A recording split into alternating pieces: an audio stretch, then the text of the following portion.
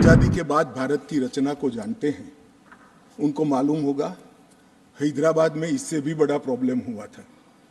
क्या जवाहरलाल जी गए थे? क्या जूनागढ़ में क्या जवाहरलाल नेहरू गए थे? हैदराबाद में जवाहरलाल नेहरू गए थे?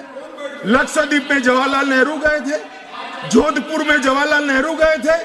जवाहरलाल नेहरू एक ही जगह काम देखते थे, जम्मू कश्मीर में, जिसको आधा छोड़कर आ गए।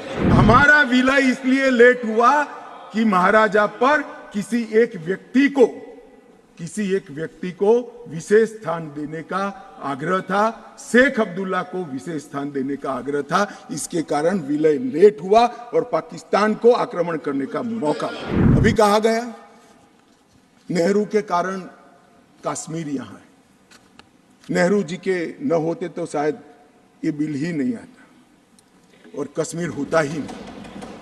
इस तरह से कहा। मैं आज कहना चाहता हूं कि जो आज़ादी के बाद भारत की रचना को जानते हैं उनको मालूम होगा हैदराबाद में इससे भी बड़ा प्रॉब्लम हुआ था। क्या जवाहरलाल जी गए थे? क्या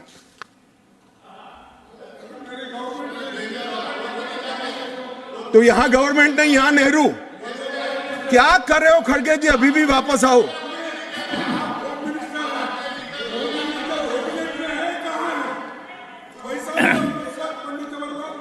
एक मिनट रिकॉर्ड पर है। कश्मीर में दिग्विजय जी ने सरदार पटेल का नाम नहीं लिया। एक नाम दिया शेख अब्दुल्ला का, दूसरा नाम दिया जवाहरलाल नेहरू का। तो वो होम मिनिस्टर थे, क्यों नहीं दिया भाई? अब सुनिए दिग्विजय जी, अब सुनिए, सुनना पड़ेगा, ऐसे नहीं चलेगा। हमने सुना है, धैर्य से सुना है।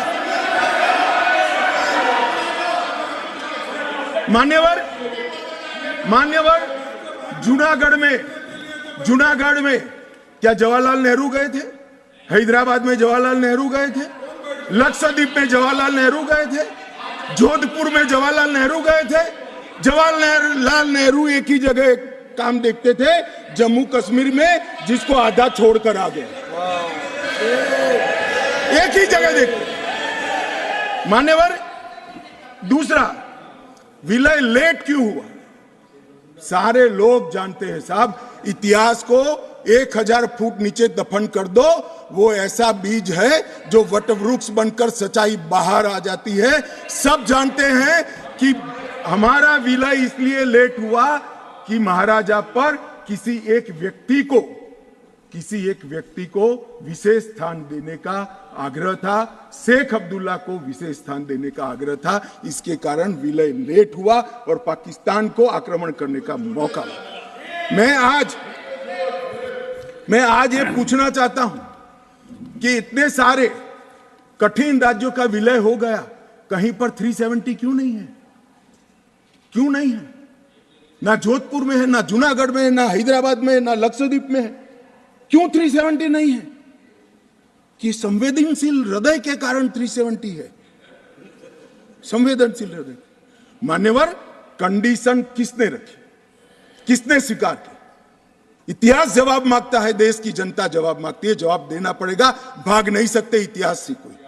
मान्यवर, सेना भेजने में देरी क्यों हुई? और ये कहते हैं कि इसके बाद भी देरी हुई है।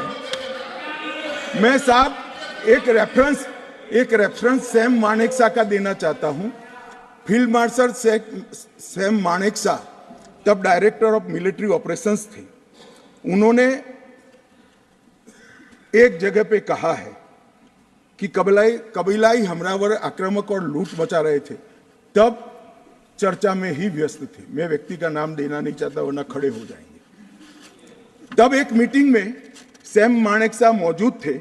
सरदार पटेल जी ने नेहरू जी को कहा, जवाहर, आप कश्मीर चाहते हो या नहीं चाहते हो, देरी क्यों हो रही है? तब जाकर सेना भेजने का निर्णय हुआ है। जवाब देना पड़ेगा। नहीं, दिग्विजय भी ऐसे मत करें, मैं भेज दूंगा आपको, पुस्तक ही भेज दूंगा।